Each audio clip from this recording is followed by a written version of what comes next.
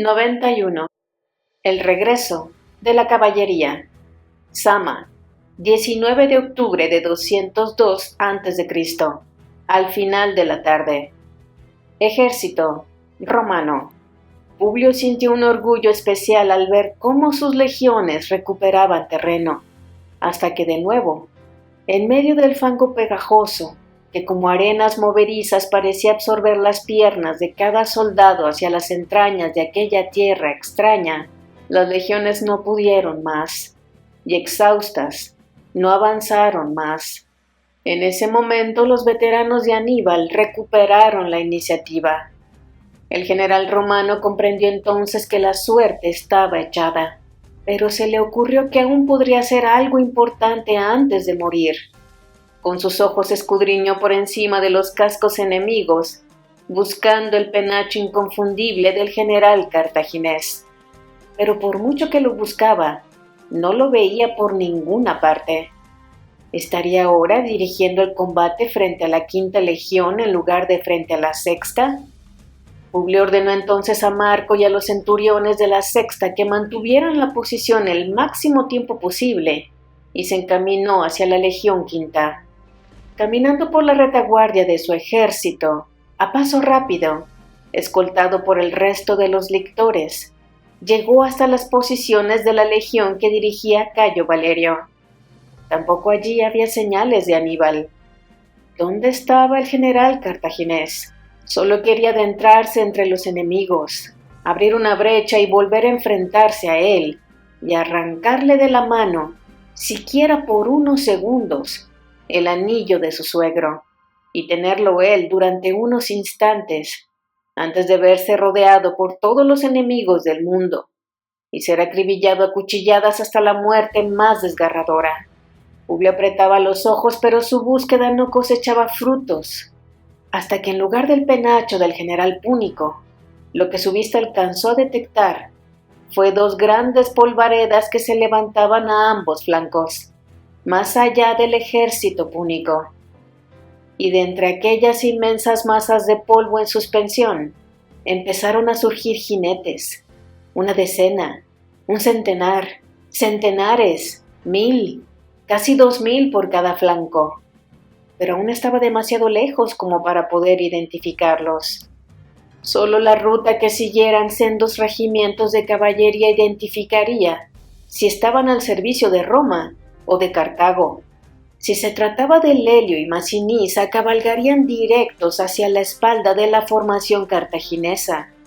Pero si se trataba de las fuerzas de Majárbal y Tiqueo, se abrirían, rodeando a ambos ejércitos para luego cerrarse de nuevo y atacar a los romanos por la espalda, como lo hicieron en Canae. Lictores, centuriones y praefecti supervivientes, Astati, Príncipes, Triari, Cayo Valerio, Marco, Silano, herido en la retaguardia, todos contenían la respiración. Incluso los propios cartagineses miraron hacia atrás. El combate se detuvo. Los jinetes iban cubiertos de sangre. Su lucha, como la de la llanura, había debido de ser también cruenta. La misma sangre imposibilitaba atisbar los uniformes, identificar la forma de los cascos o de las espadas. Hasta los caballos estaban rojos. Todo aquella tarde era rojo espeso. Publio Cornelio Escipión esbozó una sonrisa de incredulidad. Llevaba desde que tenía 17 años, cabalgando al lado de Cayo Lelio. Podía reconocer su forma de encorvarse sobre la montura cuando iba al galope, desde 1000 pasos de distancia. Era increíble, una vez más como en Tesino, en Cartago Nova o Locri. Lelio, una vez más. ¡Rápido!, gritó el general romano. ¡Los Triari de nuevo a las alas! Esta vez los rodearemos de verdad. Astati al centro, Príncipes en los laterales y Triari en los extremos. Cayo Valerio estaba cerca y oyó las órdenes. El procónsul le miró un instante. Valerio asintió. La quinta y la sexta, a la par que los jinetes de Lelio y Masinisa, se aproximaban por la espalda del ejército enemigo. Reiniciaron la maniobra envolvente que Aníbal había abortado anteriormente con el mayor empuje de sus tropas. Caballería romana en la retaguardia cartaginesa. ¡Matadlos a todos! ¡Por Roma! ¡Por los dioses y por el general! Cayo Lelio blandía su espada en alto mientras galopaba sobre su caballo. ¡Por Escipión! ¡Por Roma! La caballería de Lelio embistió a los veteranos de Aníbal por la espalda. Decenas de cabezas de mercenarios hispanos, brucios o galos, rodaban por el suelo arrancadas por los rabiosos mandobles de los jinetes romanos. El ejército de Cartago dividía sus fuerzas. Unos encaraban su retaguardia para detener la brutal carga de la caballería enemiga. Otros intentaban mantener a raya a los astati y príncipes, que reemprendían con nuevos ánimos el combate, y apenas tenían ya hombres para cubrir los flancos, por donde una vez más atacaban los Triari. Por su parte, Masinisa atacaba el otro extremo de la retaguardia cartaginesa. Llegaron más tarde porque se detuvieron a rearmarse de jabalinas, con las que ahora herían a la infantería africana, que desesperadamente buscaba a su general. Solo quedaban unos pocos oficiales en el centro del ejército asediado, rodeado, atacado por todas partes. Aquellos veteranos habían estado en decenas de batallas y tardaron poco tiempo en comprender que su general les había abandonado. Solo les restaba luchar, intentar abrir una brecha y escapar. Pero tenían un problema. Incluso si conseguían abrir un pasillo entre la formación enemiga, la rapidez de la caballería haría que fueran alcanzados por la espalda, y todos serían cazados como jabalíes en fuga, acosados por los perros. Se dispusieron al fin a vender cara sus vidas y a llevarse a cuantos más enemigos pudieran por delante. Retaguardia romana. El procónsul de Roma, consciente de que caminaban ahora sí hacia una victoria sin precedentes, se concentró en minimizar las bajas de sus legiones. Ordenó que mientras unos manípulos mantenían rodeados junto con la caballería al enemigo, el resto recogiera lanzas, jabalinas y pila de entre los muertos para que desde la seguridad de una retaguardia que ya no podía ser atacada, al haber sido aniquilada la caballería enemiga, arrojar cuantos más proyectiles mejor. De esa forma, poco a poco, andanada tras andanada, los veteranos abandonados por Aníbal fueron recibiendo lluvias mortales de hierro, mientras que fútilmente pugnaban por defenderse del acoso constante de unos enemigos en cuyas miradas solo veían el rostro inconfundible del odio. Los mismos que les estaban aniquilando eran los legionarios de los que se mofaron cuando huían de la masacre de Canae. El círculo del destierro y la venganza se había cerrado.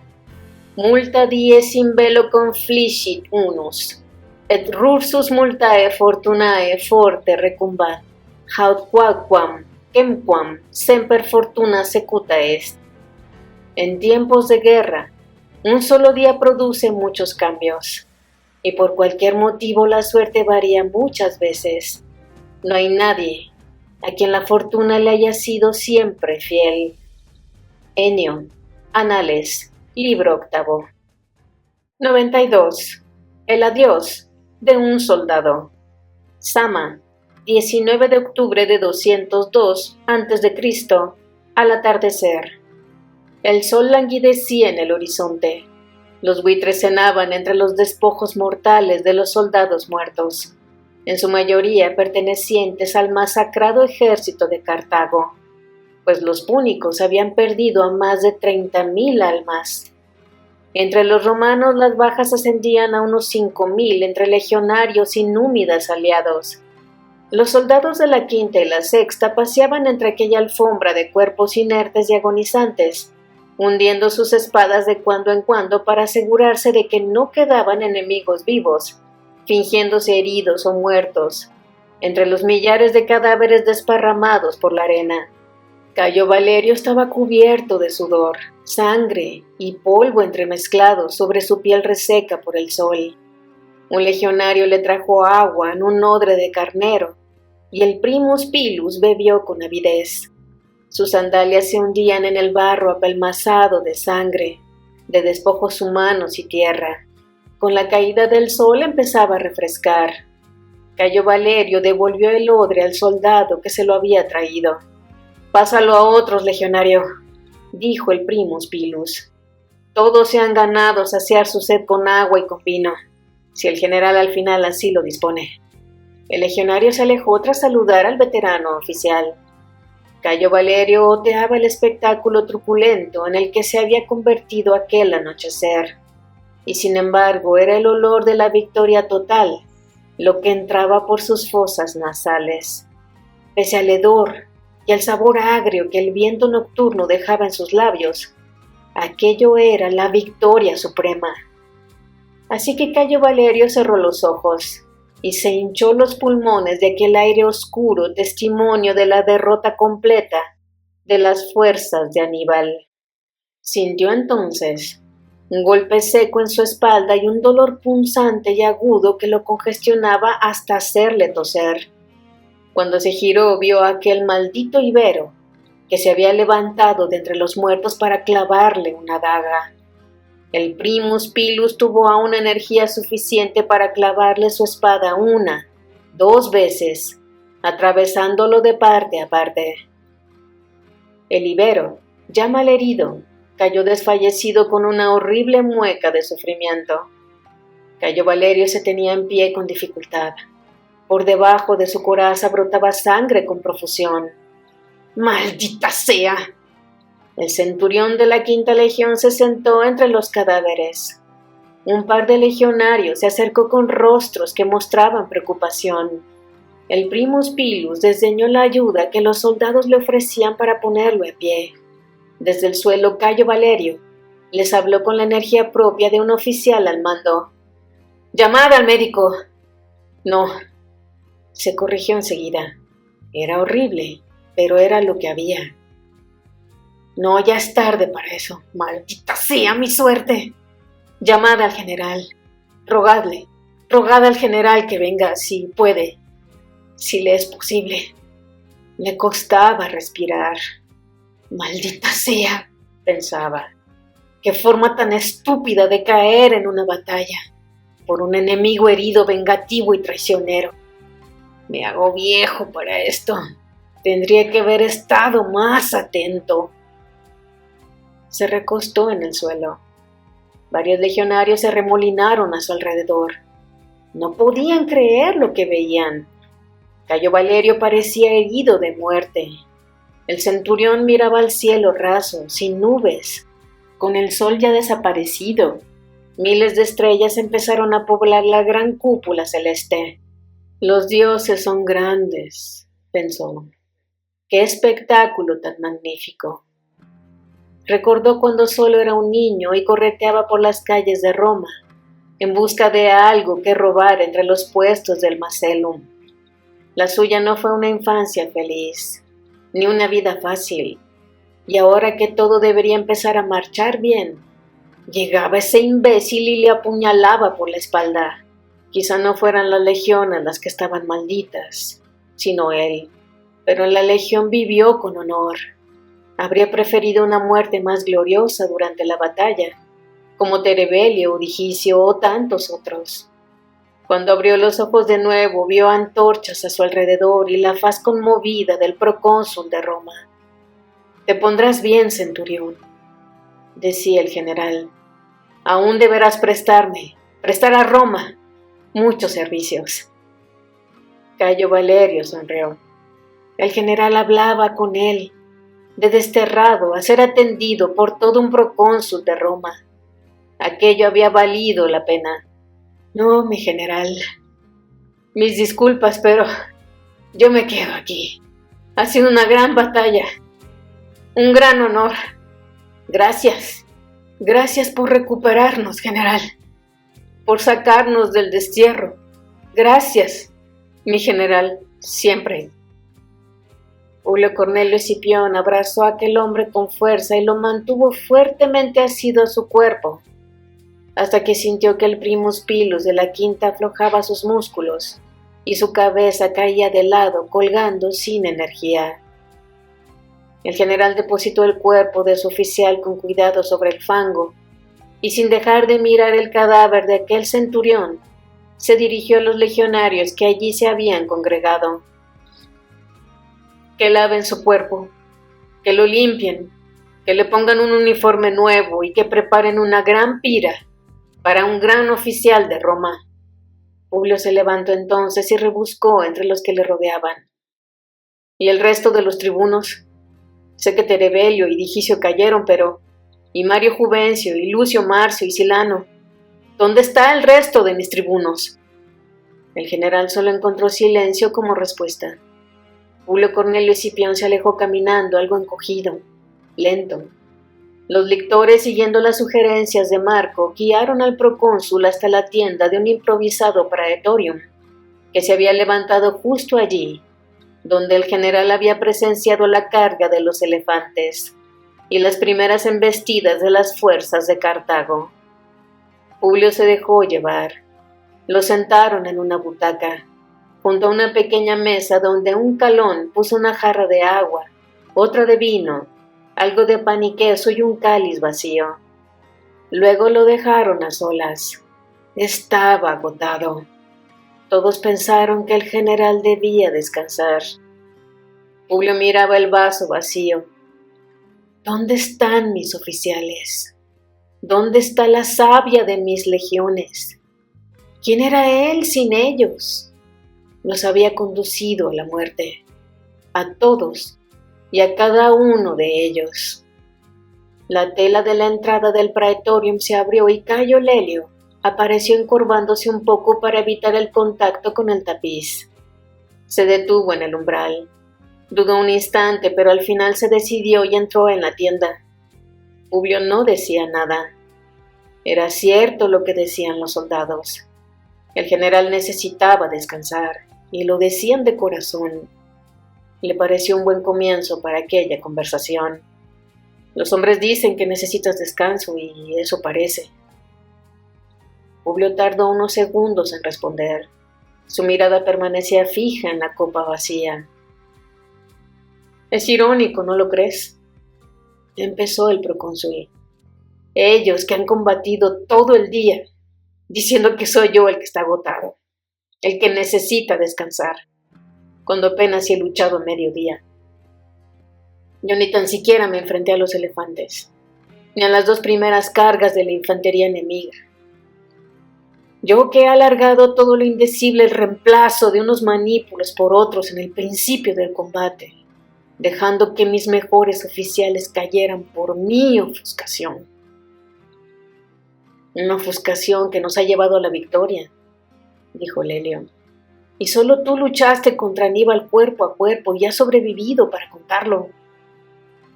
Pero Publio levantó la mano con un gesto de desdén, interrumpiendo a Lelio. Y casi me mata. Valiente excusa. Y el caso es que por todos los dioses estoy exhausto, Lelio. Estoy vencido, derrotado. No puedo más. No puedo más.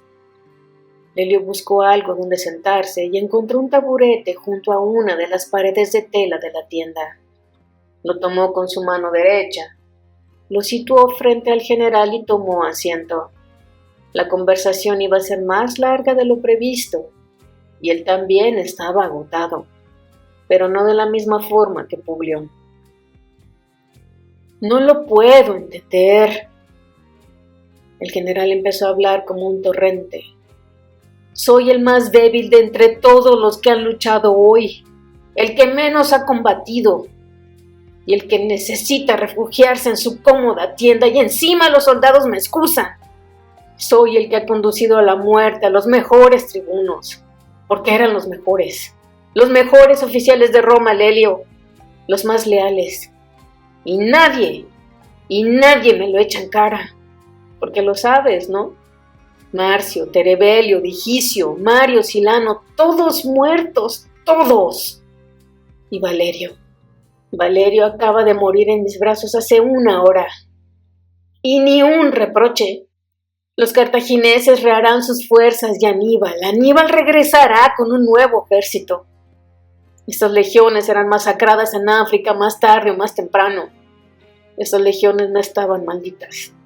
Ha sido mi mando el que las ha maldecido, Lelio. Cayo Lelio le observaba intentando entender. Su mente, también exhausta, comenzó a encajar algunas piezas, pero empezó por lo más importante. Tenía que conseguir que Publio volviera a ver la realidad tal cual era.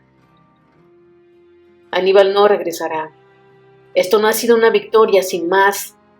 Hemos aniquilado, exterminado a su ejército. Han caído 30 o 40,000 soldados al servicio de Cartago y Aníbal ha escapado con apenas un puñado de hombres. Cartago no tiene posibilidad de reunir ningún nuevo ejército, al menos en bastantes meses. Y para entonces, Publio, ya será tarde. Y lo saben, Publio, lo saben. Nuestras bajas son unos 7,000 hombres, puede que algo más, pero dispones de 20,000 legionarios aptos para la lucha ya mismo, a tu mando. Quizá haya que descontar algunos centenares de heridos, pero muchos de ellos son recuperables. Y la caballería, la nuestra y la de Massinissa. Casi otros 5,000 más, descontando heridos y muertos. Tienes 2 legiones a tu mando que te seguirán a donde tú digas. Ellos, los cartagineses, no tienen nada. Y peor que eso, ya no tienen a Aníbal en Italia, por lo que ahora Roma te enviará todos los refuerzos que tú les pidas. Después de lo que ha ocurrido hoy, nadie en el Senado, ni Catón, se atreverá a decir una sola palabra contra ti. Publio, despierta. Estás agotado, eso es evidente, y estás más agitado que nadie. Y te culpas por las muertes de tus oficiales que fallecieron luchando, cumpliendo con su deber. Pero tu agotamiento es porque has hecho más que nadie. Tú has tenido que tomar las decisiones por todos. Las vienes tomando desde que empezamos las campañas en Hispania, y de eso hace ya más de 7 años. Llevas todo este tiempo decidiendo cómo formar las legiones en cada batalla. Sobre ti ha caído la responsabilidad de cada choque. Esta mañana, con los 80 elefantes ante nosotros, si no es por tu estrategia estaríamos todos muertos. Lelio se levantó y señaló hacia la puerta del Praetorium. Y eso, Publio, eso lo saben ellos. Lo sabe cada uno de esos legionarios, de la 5ª y la 6ª y los oficiales. Y lo sabe hasta el rey Massinissa, que no sabe si odiarte o admirarte. Todos saben que es por ti que estamos vivos, los que están vivos. Y los que están muertos han caído en la más épica de las batallas que ha luchado nunca Roma. Publio Cornelio Escipión, despierta de tu pesadilla. Has derrotado a Aníbal. Has exterminado a su ejército. Cartago estará de rodillas en unas horas. En cuanto a las noticias de lo que aquí ha acontecido lleguen a oídos de su Senado y de su Consejo de Ancianos, aceptarán todo lo que se les pida. Y si no, sufrirán el asedio más terrible y más largo que recuerde la historia. Y todo eso es por ti. Por eso tienes derecho a estar cansado y a descansar. ¿Te sientes culpable por la muerte de esos oficiales? Terebelio, Ligicio, Mario, Marcio. Todos ellos te siguieron por lealtad. Como voluntarios se presentaron en tu propia casa cuando propusiste al Senado la campaña de África. Nadie les obligó, y todos sabían a lo que se exponían. Ellos querían estar aquí hoy, y son ya leyenda, Publio. Son leyenda de Roma, y lo son por ti, por haberte seguido hasta aquí. Y Cayo Valerio era un centurión orgulloso y honrado, injustamente desterrado. Y le has permitido recuperar tanto su orgullo como su honor de soldado. Y le has convertido en historia también. Los vecinos de su familia en Roma ya no escupirán a su mujer y a sus niños cuando se crucen con ellos en la calle, sino que se apartarán y les dejarán paso y considerarán un honor que cualquier miembro de la familia de Cayo Valerio les dirija siquiera una mirada. Publio, tú no has matado a nadie. Ha sido esta guerra la que tanto dolor nos ha traído a todos, la que los ha matado. Pero su sacrificio ha conducido al final de la guerra misma. Cartago no tiene ya con qué luchar, porque tú has destruido a sus aliados, primero en Hispania y ahora aquí en África. Sífax está preso, sus númidas masacrados, sus mercenarios riegan con su sangre la llanura y los veteranos de Aníbal están siendo pasados a cuchillo uno por uno. Cartago mañana al amanecer solo estará contando sus muertos. Publio mira a Lelio con los ojos abiertos. Publio, eres procónsul de Roma, general en jefe de las legiones quinta y sexta, y eres el único magistrado de Roma que ha derrotado por completo a Aníbal en una batalla campal, el único que ha conquistado África. ¿Sabes cómo te llaman los soldados? Publio negó con la cabeza. Te llaman Africanus, el conquistador de África. Lo dicen mientras recogen heridos, mientras se acomodan en las tiendas para pasar la noche, mientras se organizan las guardias. Pasaba junto a una de las hogueras que han encendido, porque ya da igual que los cartagineses sepan dónde acampamos, porque no tienen ejército con el que atacarnos. Así que encienden hogueras para preparar una cena caliente. Y los oí hablar del general, de Escipión, de Africanus. Para esos hombres no eres ya un procónsul de Roma o su general. Ni siquiera creen que ya estás bendecido por los dioses. Para esos miles y miles de legionarios, eres tú mismo un dios. Lelio volvió a señalar la puerta y en ese justo instante, desde el exterior, empezó a escucharse una enorme algarabía. Un griterío que crecía y crecía sin parar, como una ola gigante en el océano. Pero solo se escuchaba una sola palabra. Africanus, Africanus, Africanus. Lelio miró entonces hacia la puerta igual que hizo Publio. El general se levantó despacio y pasó por delante de Lelio, que le imitó y le siguió hacia la entrada. Publio descubrió la cortina y salió al exterior. Lelio cruzó el umbral y se situó a su espalda. Todo alrededor del Praetorium eran hogueras, decenas, centenares de ellas, y a su alrededor millares de soldados de Roma, y todos gritaban aquella palabra sin cesar. Africanus, Africanus, Africanus. Los lictores se acercaron a Publio y le dieron una larga capa limpia, un paludamentum púrpura. Publio dejó que se lo ajustaran. Con la caída del sol, refrescaba de forma sorprendente en aquella tierra desértica.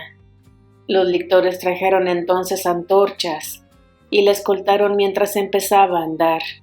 Cayo Lelio observaba al general y a su enfervorizado ejército, y pensó en qué lejos en el tiempo quedaba ya aquel jovenzuelo de 17 años que le confesara tener miedo a entrar en combate la noche previa a la batalla de Tesino.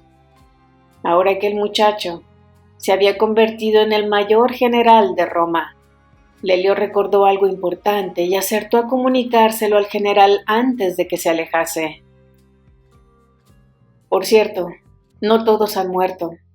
Parece que Silano ha sobrevivido. Está herido, pero vivo. Publio se volvió un momento para responder. Eso está bien, Lelio. Eso está bien.